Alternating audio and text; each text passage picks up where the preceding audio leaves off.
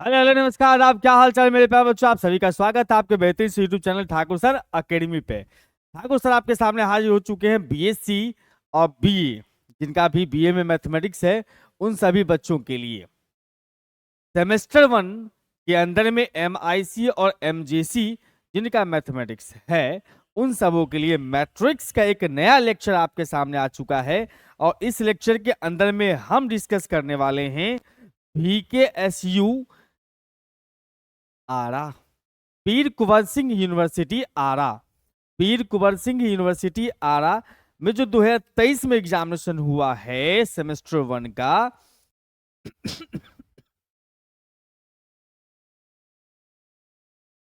2023 में जो एग्जामिनेशन हुआ सेमेस्टर 1 का, उसका ऑब्जेक्टिव सब्जेक्टिव क्वेश्चंस का हम लोग सॉल्यूशंस देखने वाले हैं।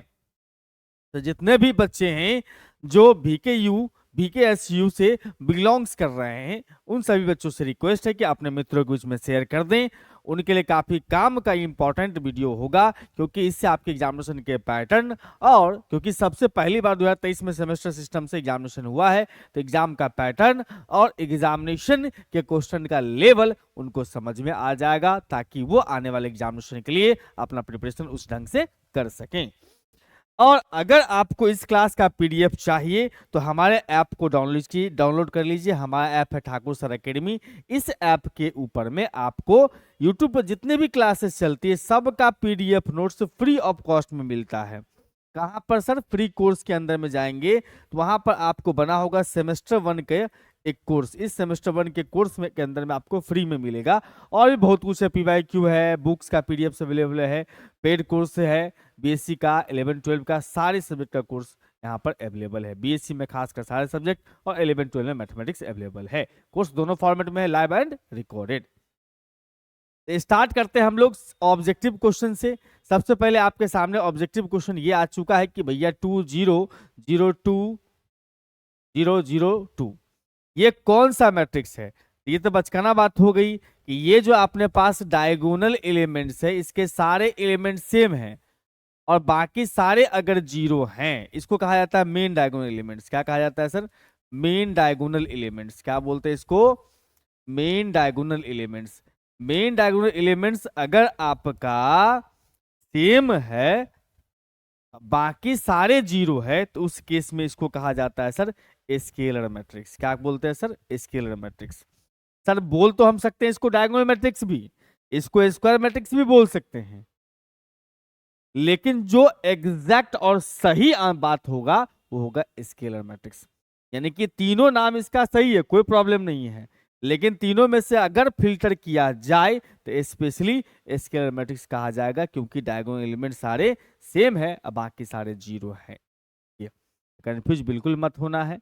कोई भी स्केलर मैट्रिक्स जो होता है वो स्क्वायर मैट्रिक्स भी होता है, डायगोनल मैट्रिक्स भी होता है, लेकिन जब ये तीनों ऑप्शन में है तो स्केलर लगाना एकदम सही डिसीजन होगा। अब बात करते हैं सर अगला क्वेश्चन में कहता है if a matrix A is nil idempotent. Idempotent matrix है तो कंडीशन क्या होगा? आइडेम्पोटेंट का शर्त होता है सर कि ए स्क्वायर बराबर कितना हो जाना चाहिए सर? ए हो जाना चाहिए। किसी भी स्क्वायर मैट्रिक्स का स्क्वायर निकालोगे वापस वही आएगा, तो मैट्रिक्स कहलाएगा नीलपोटेंट। सिंपल और आसान। दो क्वेश्चन आपको ऑब्जेक्टिव पूछा गया था, बाकी क्वेश्चन सब सब्जेक्टिव पूछे गए थे, जिसमें सब्जेक्टिव क्वेश्चन में सबसे पहला क्वेश्चन आपके पास so that the subjective question में दोनों क्वेश्चन हमारे पास है। इसमें जो भी सब्जेक्टिव करवा रहे हैं उसके अंदर में लॉन्ग और शॉर्ट दोनों अवेलेबल है। ठीक, तो हमारे पास में सर पहला क्वेश्चन है कि भैया सो that the inverse of A matrix is unique. Inverse किसी मैट्रिक्स का यूनिक होता है, ऐसा प्रूफ करिए। बढ़िया क्वेश्चन है, ये बढ़िया क्वेश्चन है। तो देखो यहां पर क्या कर लेंगे सर, हम सबसे पहले स्क्वायर मैट्रिक्स मान लेते हैं। Let A be a square matrix. A क्या है सर? स्क्वायर मैट्रिक्स है। इसका ऑर्डर जो हमारे पास में है वो 2x2 हो सकता है, 3x3 हो सकता है, 4x4 हो सकता है, n/n हो सकता है कि नहीं? बिल्कुल। और हमने कहा कि बी एक ऐसा मैट्रिक्स है जो ए का इनवर्स है। तो हम ऐसा कह सकते हैं sir, also let B be inverse of matrix A. Matrix A का इनवर्स है। तो हमने डिफिनीशन पढ़ा है, फ्रॉम डिफिनीशन ऑफ क्या, इनवर्स, कि ए इंटू बी बराबर बी इंटू ए बराबर क्या होगा सर, आई होगा। ठीक है। अब कह रहा है कि भैया यहां पर जो बी आपने इनवर्स माना है ए का, वो एकलौता सिर्फ बी ही हो सकता है, उसके अलावा कोई दूसरा नहीं होगा। यही है यूनिक। यूनिक का मतलब सिर्फ एक ही इनवर्स एग्जिस्ट कर सकता है, दूसरा नहीं। मतलब किसी भी इनवर्स वाले प्रॉब्लम को सॉल्व करने जाओ तो दो तरह का आंसर नहीं दे सकता है, यही प्रूफ करना है। अच्छा, तो देखो अगर ये तो प्रूफ करना है, बट यहां पर थोड़ा सा चलता है टेढ़ा खीर। क्या होता है, जो चीज प्रूफ करना है यूनिक वाला, उसके केस में थोड़ा सा कहानी इसमें अलग तरीका से हम लोग प्रूफ करते हैं। जो चीज यूनिक वाला प्रूफ करना है तो उसका दो कंडीशन मान लेंगे, एक बी इनवर्स दिया हुआ, एक और दूसरा कोई एलिमेंट मान लेंगे या दूसरा कोई मैट्रिक्स मान लेंगे जो ए का इनवर्स होगा। बाद में ये प्रूफ करेंगे कि ए बी और वो जो दूसरा वाला मैट्रिक्स है वो सेम ही है। इफ पॉसिबल अगर संभव हो, इफ पॉसिबल अगर संभव हो, तो हमने मान लिया कि sir C be inverse C be also inverse of A. C जो है ए का इनवर्स है। ठीक, सी जो है ए का इनवर्स है। तो इस केस में आप यहां से कह सकते हो इनवर्स कौन सा है सर, जो बी से अलग है। याद रखें ये बी से अलग है, यानी सी जो है ना वो अलग है बी से। अब हम यहां से कह सकते हैं सर, फिर से डिफिनीशन का इस्तेमाल कर रहे हैं, फ्रॉम डिफिनीशन। अगर ये ए का इनवर्स है, इसका मतलब हम ऐसा कह सकते हैं कि सर कि ए का इनवर्स होने का मतलब A into C, A into C, C into A must be equal to I. एकदम सही बात है। अब इसमें से क्या करो, कोई एक कंडीशन पकड़ लो, ये भी आई के बराबर है, ये भी आई के बराबर है। इसका मतलब यहां से हम कह सकते हैं कि देयरफॉर कोई भी पकड़ लो, ए बी बराबर आई, या ऐसे लिख लूं मैं यहां से अलग से निकाल के, सिंस ए बी बराबर में आई है, और हमने देखा यहां पर से कि ए सी बराबर में भी क्या है, आई है, ए सी बराबर आई है। तो हम ऐसा कह सकते हैं इसका मतलब कि दोनों ही आई के बराबर है, इसका मतलब दोनों आपस में बराबर होगा, ए बी बराबर ए सी। यहाँ पर ए कैंसिल, अरे मैट्रिक्स में कैंसिल नहीं होता है। ठीक है, आप बोल सकते हो कैंसिलेशन लॉ लगा दिया, लेकिन कैंसिल काम नहीं करता मैट्रिक्स के अंदर में। तो इसका एक जुगाड़ ये है कि दोनों तरफ ए इनवर्स से मल्टीप्लाई कर दो, pre multiplication by pre multiplying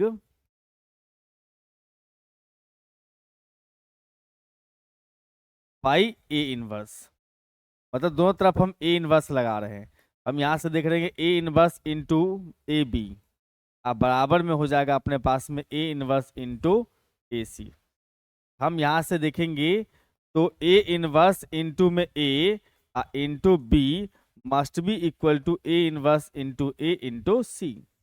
A inverse into A जो होता है वो आई होता है, यहां भी लिख दिया हमने आई, इसका सी हो गया यहाँ पर। आई और बी का प्रोडक्ट बी, आई और सी का प्रोडक्ट सी आया। इसका मतलब यहाँ पर जो है हमने जो माना था कि बी और सी अलग है, वो अलग नहीं, वो सेम ही है। इसका मतलब यहाँ कहेंगे it is contradiction, which is contradiction. Contradiction का मतलब होता है सर विरोधाभास, विच इज कंट्राडिक्शन।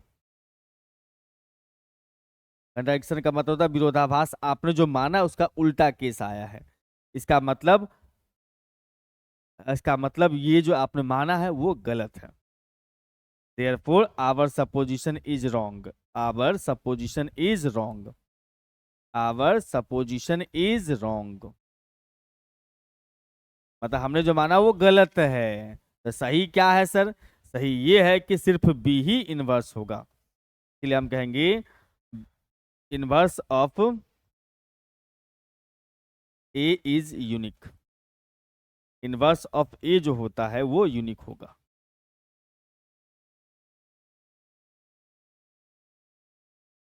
ठीक है भाई, बहुत बढ़िया है। फिर आते हैं अगले क्वेश्चन पे। अगला क्वेश्चन आपका बच्चा वाला है। ए और बी दिया है अपने पास में, आपको कहता है चेक करके बताओ ए बी बराबर बी ए। नहीं होता है, मैट्रिक्स में जनरली होता भी नहीं है। एग्जाम में कैसे बनाएंगे, तो पहले ए मैट्रिक्स को लिख देंगे। पहले आप ए मैट्रिक्स को लिख दीजिएगा। ए मैट्रिक्स अपने पास में 1 0 2 0 1 2 0 1 2। उसके बाद अपने पास में बी मैट्रिक्स जो है वो भी लिख लेंगे। 1 -2 3 एंड -3 1। अब क्या करना है सर, यहाँ पर ए इंटू बी निकालना है ताकि आप इसका लेफ्ट साइड वाला पार्ट निकाल सको। तो ए इंटू बी निकालने का मतलब हुआ कि ए मैट्रिक्स लिख लो, बगल में बी मैट्रिक्स लिख के मल्टीप्लाई कर देना है। छोटा मोटा बात है, आप समझते होंगे मेरे ख्याल से। 1 -2 3 3 एंड -3 1। रो का कॉलम से मल्टीप्लीकेशन होता है, कर लो मल्टीप्लाई कर लो तो अपने पास आ जाएगा सर 1 अब प्लस में 0 अब माइनस का 6। अपन डायरेक्ट भी लिख सकते थे लेकिन डायरेक्ट नहीं लिखना है, आपको प्यार से पूरा एक्सप्लेनेशन के साथ लिखना है। 1 इंटू -2 1 इंटू -2 0 इंटू 3 0, फिर उसके बाद 2 इंटू 1 2, 0 इंटू 1 0, फिर 1 इंटू -2 3 इंटू 2 6, फिर इसका 0 और फिर उसके बाद प्लस का 3 और फिर प्लस का 2, है ना। बिल्कुल, तो हमारे पास आ चुका है सर माइनस का 5 और 0, उसके बाद माइनस का 8 और उसके बाद 5। ये तैयार हो गया अपने पास में ए बी। अब हम बात करेंगे सर बी ए निकालने का। बी ए के केस में हम पहले बी मैट्रिक्स लिख लेंगे। बी मैट्रिक्स अपने पास में है सर 1 -2 -2 3 -3 और 1।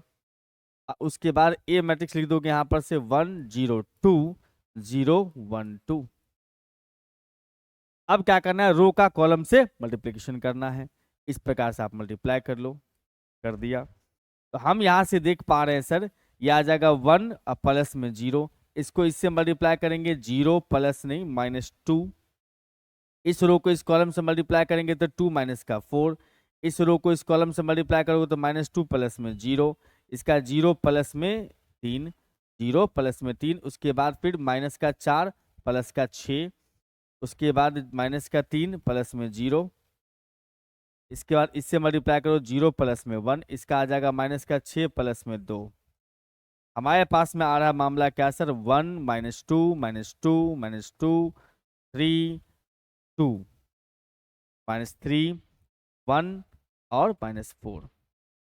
ये अपने पास ये मैट्रिक्स, दोनों मैट्रिक्स अलग अलग है और आपको यही प्रूफ करना था कि भैया दोनों अलग अलग है।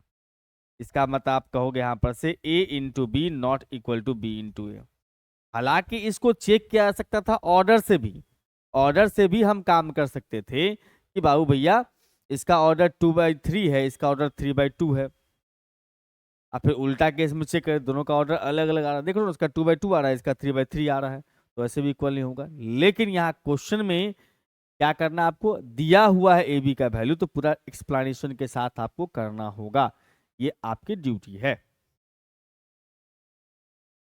आगे sir find the inverse of this matrix, बड़ा प्यारा क्वेश्चन है। इसमें हमको लगता है कि एक ही ऑब्जेक्टिव ऐसा था इसके अंदर में जो आपको बीएससी से बिलोंग्स कर रहा था, वो भी बीएससी का नील पोर्टेन तो आपको लोग पढ़ा दिया जाता है इसमें भी, 12th में भी।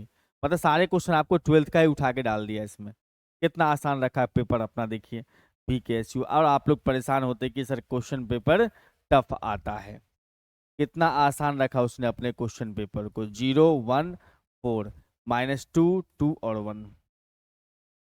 अब यहां पर निकालेंगे इसका इनवर्स, तो सबसे पहला काम होगा डिटर्मिनेंट, उसके बाद फिर वो फैक्टर्स, तब एडजॉइंट, तब इनवर्स।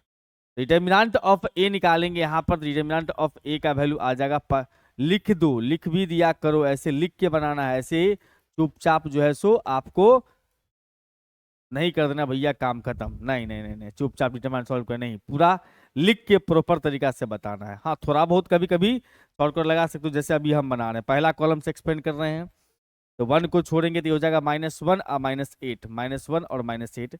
और फिर सेकंड एलिमेंट 0 है, थर्ड एलिमेंट अपने पास में -2 है। इस केस में आ जाएगा अपने पास, इसको छोड़ोगे -8 और +3, कुल मिलाकर के हो जाएगा -9 और ये हो जाएगा अपने पास 5 दूना 10 +10 यानी कि 1। डिटर्मिनेंट 0 के बराबर नहीं है, इसीलिए ए इनवर्स इसका एग्जिस्ट करेगा।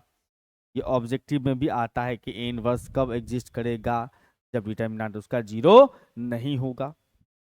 अब चलेंगे सर इसका कोफैक्टर्स निकालने के लिए। क्या निकालेंगे सर? कोफैक्टर्स निकालेंगे। कोफैक्टर्स निकालने जाएंगे तो हम पाएंगे कि पहले हमें फ्रेम तैयार करना है। पहले क्या करना है? फ्रेम तैयार करना है। आप यहां पर से A11, A12, उसके बाद A13, उसके बाद A21, उसके बाद A22 और A23 हमने तैयार कर लिया फ्रेम। नहीं, बाकी है, थोड़ा सा बाकी है। बाकी है अपने पास में सर थर्ड रो वाला। चलो इस अगले पेज में लेता हूं, जो कि अपने पास बनेगा थर्ड रो वाला A31, उसके बाद A32, उसके बाद A33। आपको पता होगा, क्या पता होगा सर? इसके बाद माइनर लिखना होता है। ये दोनों नंबर का सम अगर इवन आ रहा है तो प्लस में लिखोगे M11, दोनों का और आएगा तो माइनस में M12, दोनों का सम आएगा इवन नंबर तो प्लस में 13, दोनों का सम आएगा और नंबर तो माइनस में M21, ये हो जाएगा प्लस में M22। उसके बाद इसमें आ जाएंगे तो माइनस में आ जाएगा M23। और इवन केस में प्लस लगाते हैं, और के केस में माइनस लगाते हैं। ये हो जाएगा अपने पास 4 दोनों का जोड़, इसीलिए प्लस में लिखेंगे M31। उसके बाद ये हो जाएगा माइनस में M32, उसके बाद ये प्लस में हो जाएगा M33। तैयार है मामला? बिल्कुल तैयार है सर। अब क्या करना है सर? आपको करना क्या? सबका वैल्यू पुट करना है। वैल्यू सब पुट करना शुरू कर दीजिए, वैल्यू पुट करना शुरू कर दीजिए। तो पहला एलिमेंट के लिए इसको छोड़ना है तो -1 और -8 माइनस का 9। उसके बाद बात किया जाए इसमें तो -2 के लिए इसको छोड़िएगा तो 0 और माइनस +8 माइनस पहले से है। उसका 3 के लिए इसको छोड़ दिया सर 0 अब माइनस में 2, -2। कैलकुलेशन में थोड़ा बहुत कभी प्लस माइनस में गड़बड़ा जाए तो अपना ठीक कर लेना, ठीक है। हाँ, तो इसको छोड़ दिया हमने, हमारे पास आ गया -2 और -6, तो -8 माइनस पहले से है तो +8। फिर उसके बाद चलेंगे हम लोग सेकेंड एलिमेंट पर, इसको छोड़ेंगे तो 1 अब माइनस +6, 1 6 7। अब इस पर चले आओगे तो हमारे पास आएगा 2 अब माइनस का 4, 2 अब माइनस का 4, 2 में से 4 गया, 2 माइनस का 4, 2 माइनस का 4, 2 में से 4 चला जाएगा भैया माइनस का 3 माइनस पहले से है। हाँ, 2 में से 4 चला गया तो भैया 2 माइनस पहले से है, 2 में से 4 गया तो -2 और माइनस पहले से तो +2। उसके बाद बात करेंगे सर थर्ड रो में, इसको छोड़ दीजिएगा तो हो जाएगा -8 और +3, -8 +3 यानी कि -5। उसके बाद चलेंगे सर सेकंड वाले में, तो इसको स्किप करना होगा। 4 -0 तो 4 बचा, बट यहाँ माइनस भी है। और थर्ड में चलेंगे तो इसको छोड़ना होगा तो 1 माइनस में, तो माइनस में 1। आपने कोफैक्टर्स निकाल लिया? बिल्कुल सर। अब क्या करोगे सर? एडज्वाइंट के फार्मूला में डाल दोगे। एडज्वाइंट ऑफ ए बराबर होता है सर जितना भी आपने कोफैक्टर्स निकाला है उसका मैट्रिक्स देन ट्रांसपोज, देन क्या सर? ट्रांसपोज।